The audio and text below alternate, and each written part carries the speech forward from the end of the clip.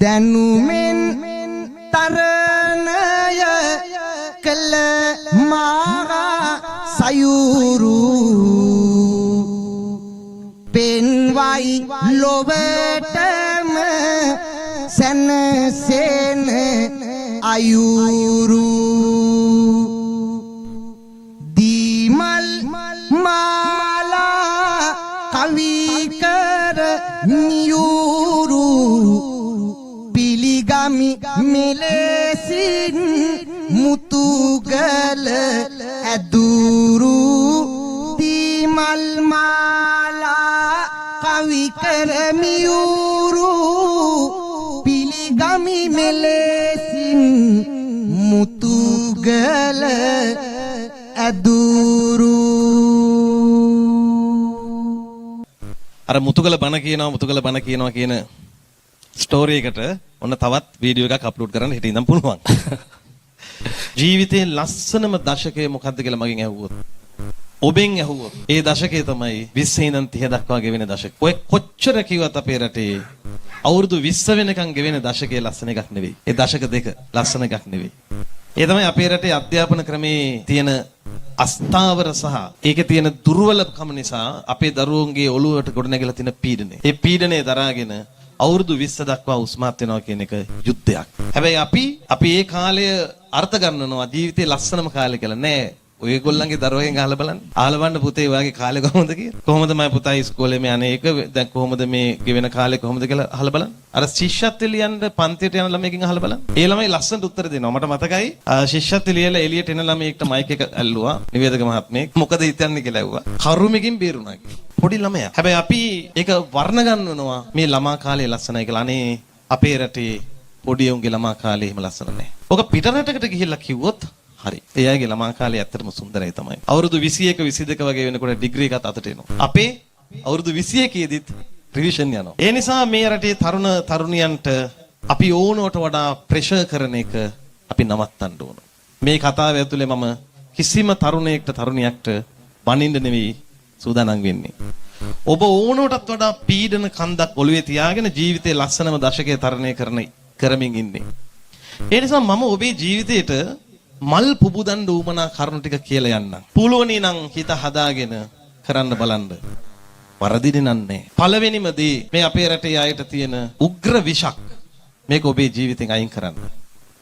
ඒ මොකද්ද? කිසි දවසක කොල්ලනේ කෙල්ලනේ තියෙන මිනිස්සුන් දිහා බලලා හූල්ලන්න එපා. කිසි දවසක එකට පෙළඹෙන්න එපා. දියුණුවේ පළමු රහස තමයි දියුණුව දැක දැක සතුටු වෙන එක. තියෙන මිනිස්සු දැක දැක අනේ මේ මනුස්සයාට තියෙනවනේ කොච්චර දෙයක්ද මම ඉතින්ට යන්න ඕන කියන උත්සාහය ගන්න. මගේ ජීවිතේත් එහෙම මහා කෝටි ප්‍රකෝටිපති විදියට ඉපදුනේ නෑ. සාමාන්‍ය මධ්‍යම පාන්තික පවුලක් අපි. මහා ලොකුට නැත්තේත් නෑ. ඉතින් ගුරුවරු දෙන්නෙක්ගේ ළමයෙක් මම. ගුරුවරු ඉන්නවා නම් මෙතන ඒගොල්ලෝ දන්නවා. ඒගොල්ලෝ ගහන ගේම් එක ජීවත් වෙන්න. අපේ රටේ ගුරුවරු තමයි දුප්පත්. පිට රටකට ගිහලා බලපුවම ගුරුවරු සහ ගොවියෝ තමයි පෝසත්. ඉතින් ඒ නිසා මම මගේ ජීවිතේ මොටිවේට් උනේ තියන අය දිහා බලලමයි. ඒ අය විඳින සැප දිහා බලලමයි. ඒව හොයන්න. ඒ මිනිස්සුන්ගේ ජීවිතේ මොකක් හෝ හැංගුණු ප්‍රතිභාවක් තියෙනවා. ඒකයි එතෙන්ට ගියේ. ඒක හොයන්න. ඒ අයගෙන් එක කතා කරන්න. ඒ අයට වෛර කරන්න එපා. ලස්සන වාහනයක් දකිද්දි අනුමෝදන් වෙන්න. අනේ මේ මිනිස්සයා ජීවිතේ මෙහෙම කාලෙක මෙහෙම ලස්සන වාහනයක් යනවා මමත් උත්සාහ ගන්න ඕන. ඒක තියාගන්න. අර ඔබතුමාට හරියට ඔය දොස්පරස් කියනවනේ දර ඇල්ලතුරු වීදුරුවක්වත් නොදීපු පිරිස්. හෙට ඉර පායනවා සත්තයි. මේකට ගැහුවේ නැත්තම් මුතුගල කත්නූරුවට සල්ලි දීලා නෑ. මගේ ජීවිතය අද දැක්කේ මුතුගලස අද. මේ නේ එතුමාට සල්ලි තියෙනවා එතුමා නේ.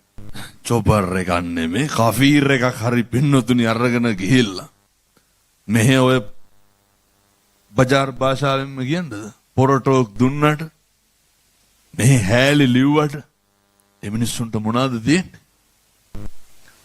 මේ බිස්කට් එක වටිනෝ කිසිම දෙයක් නැහැ.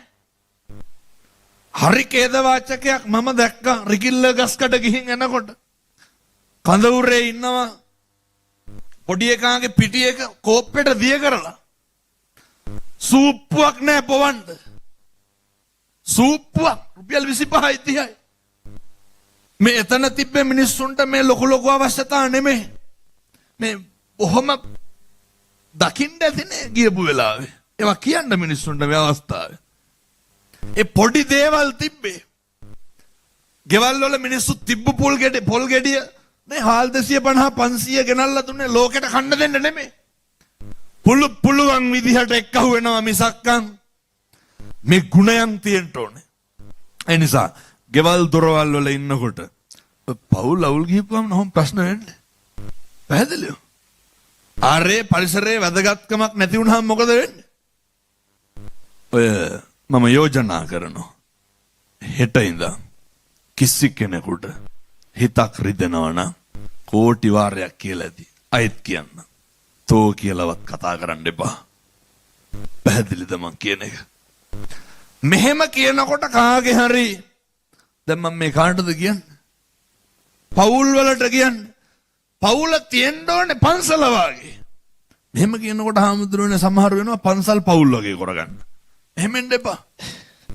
පවුල තියෙන්න ඕනේ පන්සල වගේ. කොහොමද පවුල පන්සල වගේ තියෙන්න ඕන මූලික ගුණ? මේ කියන්නේ අම්මටයි තාත්තටයි. එකටම ගෙවල් වල දරුවන්ට කතා කරන්න පුරුදු වෙන්න. කොහොමද කතා කරන්න ඕනේ? නේ බොහොම හොඳට කතා කරන්න. මගේ දුවේ මගේ පුතේ කියලා කතා කරන්න. කවදාවත් තමන්ගේ ලෙයින් මසින් ජාතක කරපු දරුවන්ට නම කියලා කතා කරන්න එපා. ඒක හරි දුරස්තයි.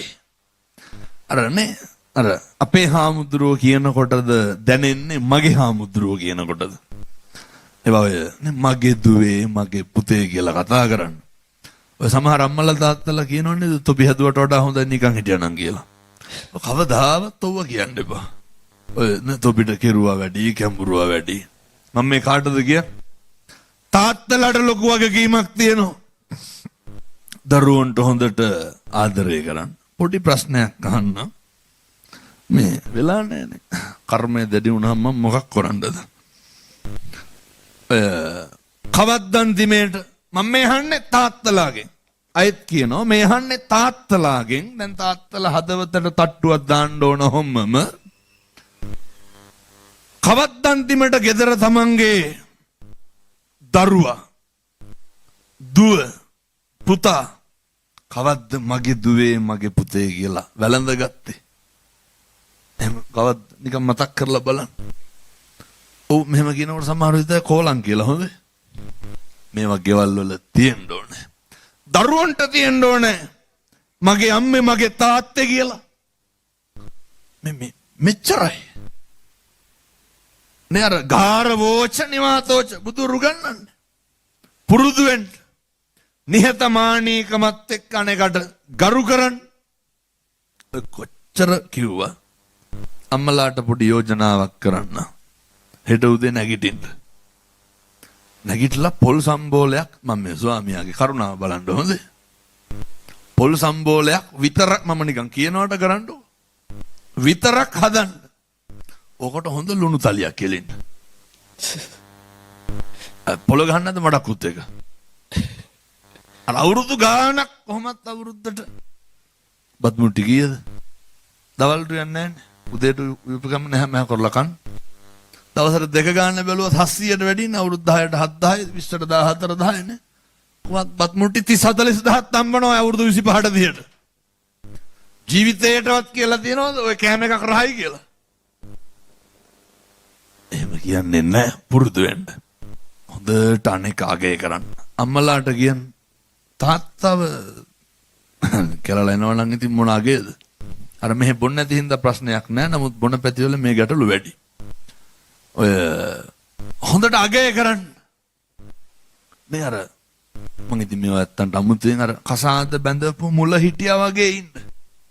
වෙන මොකද්ද කියන්නේ? එතකොට බිරිඳත් එහෙමයි. අම්මගේ තාත්තගේ පෞරුෂය ගෞරවය එකටම රකින්න. තාත්තගේ ගෞරවය නැති කරන අම්මලා අර තාත්තා කරන බලු වැඩ සේරම ළමයිට කාණ්ඩ වශයෙන් උගන්වනවා. කියන්නේ දෙකයි දායිනම් මෙහෙමයි කියලා. එහෙම තාත්තගේ ගෞරවය කෙලසන්න එපා. තාත්තලා ගෞරවය කෙලස ගන්නත් එපා. අම්මේ බුද්ධෝවිය මාතා බුද්ධෝවිය පිතා. මේ පදවි දෙකේ උත්තරීතර ගෞරවය රකින්න. ඒවා හරි විශිෂ්ටයි. ඒ නිසා අම්මට තාත්තට ලොකු වගකීමක් තියෙනවා. දරුවොත් එක්ක හරි හොඳට ඉන්න. මම ඔබෙන් අහනවා අර කත්නూరు අපේ පින්න ස්වාමීන් වහන්සේ වදාලා ගම්පොළ සිද්ධියක් ගැන මතකද? ඒ මරණින් ඒ ශෝකාන්විත අවස්ථාවේ මියගිය දියණිය මගේ පන්තියක දුවෙක්. ඒ පණිවිඩය මට ආවා. ඇයගේ මුළු පවුලම එතන නැති වෙලා තිබුණා. ඇය වෙනුවෙන් දානමය පින්කම කළේත් ඇයගේම යහළුවෙක්ගේ මවක්. ඇයත් මට මේ පින්කමේ පින්තූර එවලා තිබුණා. ජීවිතේ කොතනද කොයි මොහොතේද මොන විදියටද කියලාවත් අපි දන්නේ නැහැ. අපි අවසන් ගමන් යන දවස. ඒ නිසා මම මේ කියලා යන්නේ හැම කෙනෙක්ම කියන කාරණයක් නෙවෙයි. මම ඔබෙන් අහනවා දැන් බලන්න ඒ මරණයටපත් වෙච්ච හැම කෙනෙක්ගේම එක්කෝ ඒ ගෙවල් ආයේ පාවිච්චි කරන්න ගන්න බෑ. එක්කෝ ඒ ගෙදර ඉන්න වෙන කෙනෙක්. දන්නව නේද අම්බලම්? අපි අම්බලම් සම්ප්‍රදාය දැන් නැහෙනේ. නමුත් ඒ කාලේ අම්බලමකට හැන්දෑ වෙනකොට කට්ටිය එකතු වෙනවා.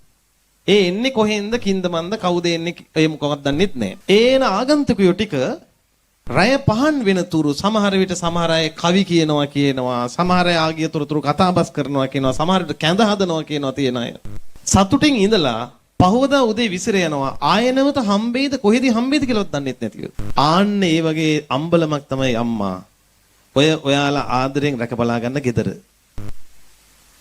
ඔය ඉන්න 5 දෙනා හෝ 6 දෙනා මිය පරලෝකීය කාලයකට පස්සේ කොයි ලෝකවලට යයිද කියලා දන්නේ නැහැ. හැබැයි අපේ හිතේ අහිංසක පැතුමක් තියෙනවා. ඔයා මුලින් යන්න මම පස්සේ එන්නම් කියලා. කොහෙට යයිද කියලාවත් දන්නේ නැති මාවතක අපි එහෙම පැතුම් පතනවා. මම මේ කියන්නේ අදින් පස්සෙවත් අපි හුරතල් නොවි ඉන්නයි මේ කාරණේ කියන්නේ. සසර කියන එක ඔහොම හුරතල් වෙන්න පුළුවන් එකක් නෙවෙයි. එහෙම එකක් නෙවෙයි ඒක. මිහිඳු මහරහතන් වහන්සේගේ තාත්තා තමයි ධර්මාශෝක රජතුමා. ධර්මාශෝක රජතුමා මිය පරලෝ යන වෙලාවේ ළඟ හිටියේ චාමර සලමින් හිටපු කෙනෙක්ගේ මිට වැදුනා කියනවා ඔළුවේ. වැදුනද නැත්නම් ඒ වෙලේ දුන්නද දන්නේ නැහැ දෙකක්. මුට මේ වෙලාවත් දෙක කනගන්න කියලා. කොහොම හරි ඒක වෙලා ධර්මාශෝක අධිරාජ්‍ය කියන මහා උත්තම අධිරජතුමා මිය පරලෝ ගියාට පස්සේ මිහිඳු මහරහතන් වහන්සේ දිවසින් බලනවා මගේ තාත්තා සෑහෙන පින්කම් කරපු කෙනෙක්. ඒ කාන්තෙන් සුගතිය ඇති කියලා බලනකොට සුගතිය නැහැ. එහෙනම් කොහේ හරි අරූපාවචර ලෝකයකවත් ඇති කියලා බැලුවා එහෙත් නැහැ. අනේ එහෙනම් මනුස්ස ලෝකේ ඇති කියලා බැලුවා එහෙත් නැහැ. වැරදිලා හරි දුගතියකට ගියාද කියලා බැලද්දී පිඹුරෙක් වෙලා.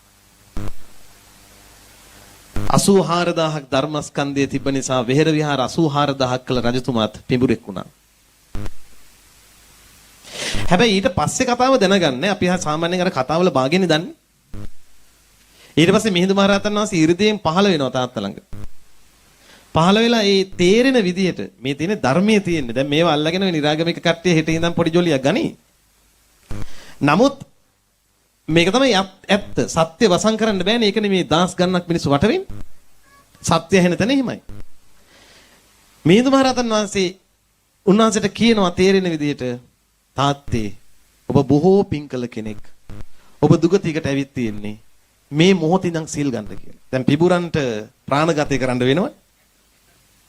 හැබැයි ප්‍රාණඝාතය නොකර කෑම නොගෙන හිටියා දින 7කින් මිය පරලෝ ගියා. පස්සේ ඉපදෙන්නේ ලංකාවේ දන්නවද? පස්සේ ඉපදෙන්නේ ලංකාවේ. ලංකාවේ ඉපදිලා කුජ්ජතිස්ස නමින් රහත් භාවයටපත් වෙලා පිරිනිවන් පානවා. උන්වහන්සේගේ ධාතුන් වහන්සේලා නිදන් කළ සෑය රුවන්වැලි මහා සෑයට පසකින් තියෙනවා. ගරා වැටුණු සෑයක්. Tamanගේ පුත්‍රවන බුද්ධ ශාසනය පිහිටවපු රටක ඒ ශ්‍රේෂ්ඨ පියාණන් රහතන් වහන්සේ නමක් වුණාට පස්සේ ඒ සෑය ගරා වැටෙන මට්ටමකට පත් කරන්න තරම් කාලය දරුණු වෙලා. දැන් ගිය වෙලාවක මලක් පහනක් පූජා කරන්න මතක ඇතිනේ. රහතන් වහන්සේගේ නම තමයි කුජ්ජතිස්ස මහරහතන් වහන්සේ. දැන් මම මේක තව තැනකට කියව නමුත් මෙතනත් කියනවා වටිනවා කියලා හිතන නිසා මේ බුද්ධ ශාසනයේ පණ පිටින් අපායේගේ දෙන්නයි ඉන්නේ දන්නවද? මහ පොළොව පලාගෙන අපාය ගියා කියලා තමයි මේ විස්තරය තියෙන්නේ. පණ පිටින් අපාය යනවා කියන්නේ සෙල්ලම් පව්කාරයෝ දෙන්නෙක් නෙවෙයිනේ. එක්කෙනෙක් තමයි සුප්‍රබුද්ධ රජතුමා. සුප්‍රබුද්ධ ශාක්‍යයා. දෙවෙනි එක්කෙනා දේවදත්ත ශාක්‍ය. දේවදත්ත තෙර කියන්නේ එයා. සුප්‍රබුද්ධ රජතුමා කියන්නේ කවුද? අභිඥාලාභී භික්ෂුණීන් වහන්සේලා අතර අග්‍ර භාග්‍යතුන් වහන්සේ ගිහි කල තමන්ගේ භාර්යාව වෙච්ච පංච කල්යාණියෙන් බබලී ගිය ශෝභමාන රූපකායක් හිමිව තිබූ මහෝත්තම යශෝදරා උත්තමාවියගේ තාත්තා. යශෝදරා උත්තමාවියගේ තාත්තා පණ පිටින් අපාය ගියා. දේවදත්ත කියන්නේ කවුද? යශෝදරා උත්තමාවියගේ සහෝදරයා. බුදුරජාණන් වහන්සේට නෑකමින් බැලුවොත් මස්සිනා. හරිද? ගෞතම බුද්ධ ශාසනය කියලා කියන්නේ භද්‍ර කල්පයේ සිව්වෙනි සම්මා සම්බුදුරජාණන් වහන්සේගේ ශාසනය. එහෙව් බුද්ධ ශාසනයක යශෝදරාවගේ පියත් සහෝදරයත් කියන දෙන්න පණ පිටින් අපාය යද්දී යශෝදරා උත්තමාවිය රහත් වෙනවා. ඔයගොල්ලන්ගේ ගෙදර ඉන්නේ 4 දෙනයි නම් 5 දෙනයි නම් ඒ අයට මොනව වෙනවද කියලා හිතා ගන්න පුළුවන්? අම්මේ ඔයගොල්ලෝ සිල් ගන්න ගියාට පුතා හිරේයිද කියලා කවුද දන්නේ? අනාගතය ගැන කියන්න බැරි ඒකයි කිව්වේ සිතු දේ නොමවේ නොසිතු දේ සිදුවේ කියලා. මම දැක්කා මේ YouTube එකේ ඉන්නෝනේ පඬිතුයෝ. එකනේ දාලා නෑ එහෙම නෑලු හිතන දේමලු වෙන්නේ. ඔහොම තමයි ටිකක් වැඩියෙන් ගත්තාම. එමෙ හිතෙනවා. මිනිහට හිතෙනවා මං හිතන දේ තමයි වෙන්නේ කියලා. නමුත් ඔබ මතක තියාගන්න. ඔබට ඔය ගෙදර ඉන්න පිරිසගේ ඉරණමුවත් තීරණය කරන්න බෑ. අර චූටි දෙයක් මම නැවතත් අහන්නම්. දැන් අම්මලා මේ ඇස මගේ නොවේ කියනවනේ නිකන් වෘද්ධට වගේ කියනවනේ අපි නේද? භාවනා කරද්දී කියන මේ ඇස මම නොවේ, මගේ නොවේ, මගේ ආත්මේ නොවේ කියනවා. ටිකක් හිතන්න බලන්න ඔය කිව්ව එක තේරුණාද කියලා? මම මෙහෙම කියන්න යන්න කලින් දැන් ඔයගොල්ලන්ගේ ඇහැ පොඩි කාලෙදි පොඩි. දැන් ලොකුයි. හිතලා මේ දේ ලොකු කරාද? ඉතින් අපේ පාලනයෙන් තොර දෙයක් නේ. ඊට පස්සේ අම්මා අපි මරිලා පළච්ච කාලෙක අපි හිතමු දැන් වෙනවට කියනව නෙමෙයි තරහ ගන්න මේ කාලා. නිකමට හරි අරුමයකට හරි කුකුලෙක් වෙලා ඉපදුණා කියමු. හරි? එතකොට ලැබෙන්නේ කාගේ ඇස්ද? කුකුල් ඇස්. එතකොට ඔය අම්මලා තාත්තලා ලෝකේ බලන්න උණු කුකුල් ඇස් වලින් මේ ඇස් දෙක මෙහෙ තියලා යන්න වෙනවා. හරි නේද? එහෙනම් මේ ඇස් මගේ නොවේ රෙන්ට් එකට ගත්තුවා. අවුරුදු 80ක් 70ක් මම දන්නේ ඒක. ජීවත් වෙන කාලය පුරාවට රෙන්ට් එකට අරන් පාවිච්චි කරලා තියලා යනවා. ඒ තියලා ගියපු ශරීරයේ වටේට නෑදෑයෝ ටික එකතු වෙනවා. අඬන්න 3 දිනක් වෙන් වෙනවා. මාරුවෙන් මාරුට shift එකට වගේ අඬනවා. එන අය පිළිගන්නවා. ඊට පස්සේ තම තමන්ගේ ඥාතීන් තම තමන්ගේ මලගෙදර හොඳට කළා කියලා සතුටින් විසිර යනවා. මලගෙදර ගැන මට කියන්න තියෙන්නේ ජීවත් වෙලා ඉන්න අය හිත හදාගන්න ගන්න උපක්‍රමයක්. මැරිච්ච කෙනාට මලගෙදර අදාළ නැහැ.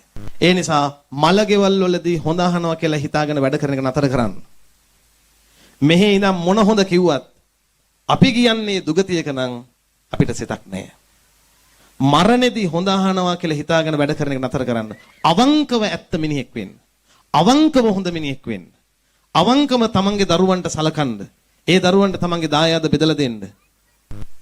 අවසාන තප්පර කීපෙදි මං දරුවන්ගෙන් ඉල්ලනවා. කාට ණය වුණත් දෙමව්පියන්ට නම් ණය වෙන්න එපා. ඔය ජ්‍යොතිෂයේ තියෙනවා කාලසර්ප යෝගය කියලා අපි හඳුරන්නේ. කාලසර්ප යෝගය අපම වෙන මොන පින්කම කළත් ඒ යෝගෙ ගෙවෙනකන් අපේ භාෂාවෙන් කිව්වොත් හැඳි ගෑවිලම යනවා. තව ඒ මොකද කාලසර්ප යෝගය එනවා කියන්නේ ජ්‍යොතිෂයේ තියෙනවා මේ පෙර ජීවිතවල දෙමව්පියන්ට නොසැලකීමේ විපාක. තව තියෙනවා යෝගයක් අර්ධ කාලසර්ප යෝගය කියලා. ඒකත් ඒ වගේ. එහෙම එන්නේ ඇයි? එක්ක අම්මට සලකලා නැහැ එක්ක තාත්තට සලකලා නැහැ. දෙන්න එක්කෙනෙකුට සලකලා නැහැ. අර්ධ කාලසර්ප යෝගය. සනසාදරුවන් ඉගෙනුම මෙන් ගුණ නැනදී අදනිති සරුසාර වනසාමැලිකම් වැඩිහිටියන්ගෙත් දරුවන් මෙන් කළ සුරවීර දරුවන් මෙන් කළ සුරවීර ගවසාමුතුගම හදවතකම නිති මුතුගල ඇදුරිඳු මනහාර සනසාපින් දෙමි අදමෙහි ඇවිදින් ඔහු කියු හැම අකුරක් නෑර මුතුගල ඇදුරිඳු කියු ඒ අකුරක් නෑර